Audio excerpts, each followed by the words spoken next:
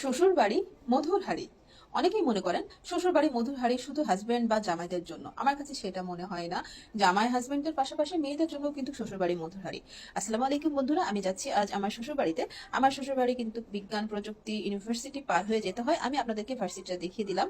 এই যে আমি চলে এসেছি আমার শ্বশুর বাড়ি। আর একটা কথা কি জানেন, যেদিন আমি মনে করি যে একটু ভালো করে সাজবো, শ্বশুর বাড়ির লোকজনের সামনে যাবো, সেদিনই আমার একদম মরা, মানে একদম পেতনির মতো দেখায়। যাই হোক, এই যে হচ্ছে আমার লুক। আমি 1 ঘন্টা সময় নিয়ে সেজেছি। আমি শ্বশুর বাড়ি চলে এসেছি। এদিকে আমার শাশুড়ি আমাদের জন্য রান্না করছে, অনেক কিছু রান্না হয়তো বা করে ফেলেছে সে। যাই হোক, খাওয়ার সময় দেখিয়ে দিব। ওই যে আমার শাশুড়ি রান্না করছে, হ্যাঁ।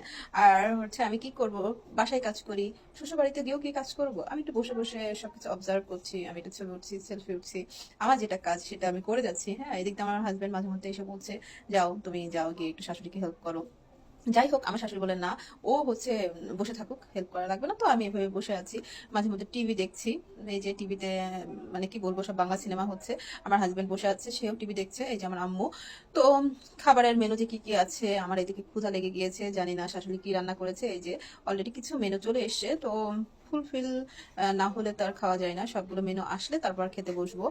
এদিকে আমার শাশুড়ি যা করলো, বললো যে তুমি জুতা পরো। এই যে আমাকে একটা নতুন জুতা দিল। বা মেঝেতে কিন্তু ঠান্ডা নাই, তারপর সে বললো যে না, মেঝে ঠান্ডা, মেঝেতে ময়লা আছে, তোমার পায়ে ময়লা লাগবে, জুতাটা পরে নাও। তো আমি, আমার কি, আমার জন্য তারও এটা মানে খুশির খবর, একটা নতুন জুতা পেলাম। যাই হোক, এবার খাবার টেবিলে বসে গিয়েছি। এখানে অনেকগুলো আইটেম তিনি করেছেন।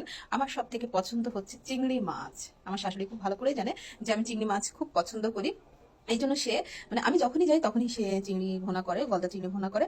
তো আমি কিন্তু একটা না, দুইটা না, 3টা চিংড়ি মাছ খেয়েছি, এবং সে এই ডিম সেদ্ধটা আমার জন্য করেছে। আর তার ছেলের জন্য কিছুই করেনি, বলে ওকে ডিম দিব না, মোটা হয়ে যাচ্ছে। কিন্তু আমি যে মোটা হচ্ছি, আমি যে হাতি হচ্ছি, তার চোখে মানে আমাকে তার মোটা লাগে না। যাই হোক, পরে তার ছেলে মন খারাপ করবে বলে সে আরেকটি ডিম পোস্ট করেছে। আমার আম্মু আছে, আম্মুর জন্য ডিম পোস্ট করেছে, আমাকে ডিম সেদ্ধ দিয়েছে। এই যে আমাকে চিংড়ি মাছ দিল, বলো যে তোমার সবগুলো যদি খেতে পারো তুমি সবগুলো খাও। তো যাই হোক, সবগুলো খেতে পারবো, কিন্তু মানে সবাই তো একটু ইয়ে করবে যে কি খাদক, সবগুলা খেয়ে ফেলেছে। যাই হোক, চিংড়ি মাছ আমার খুব খুব খুবই ভালো লাগে। পোলাও দিয়ে চিংড়ি মাছ তো কথাই নাই। আমি বেশি খাইনি, 3টা খেয়েছি। মানে আমি আরো খেতে চেয়েছিলাম। আমার মা পাশ দিয়ে বলছে যে ও বাসা থেকে আসার আগে খেয়ে এসছে, ওর পেট ভরা, ও বেশি খেতে পারবে না। এখন শ্বশুরবাড়ির লোকজনের সামনে যদি মা এই ধরনের কথা বলে, আমি এত খেয়ে এসছি আবার এসে খাচ্ছি, তাহলে তো তারা একটু মনে করবে যে আমি খাদক টাইপের। যাই হোক, তার জন্য আমি একটু কম খেয়েছি। এই যে একটু বেগুন ভাজি নিলাম, বেগুন ভাজি ছিল, তারপর হচ্ছে সালাদ ছিল, তারপর হচ্ছে দেশি মুরগির মাংস ছিল, সেটা আলু দিয়ে ঝোল করা। তো এই হচ্ছে টোটাল খাবার। আমি এতটুকু খেয়েই আমার পেটটা ভরা। আসলে আমার পেটটা ভরা ছিল, তারপর এত লোভনীয় খাবার দেখে তো আর জিহ্বা মানে সংযত করা খুবই কঠিন কাজ। সেটা আমার মতো যারা খাদক আছেন, যারা রুচিশীল মানুষ আছেন, তাদের জন্য তো খুবই কঠিন কাজ। আমি এখানে একটু সবজিও ছিল, সিমের তরকারি ছিল, আমি একটু নিয়েছি, ভাত দিয়ে খাইনি, যেহেতু শাশুড়ি রান্না করেছে।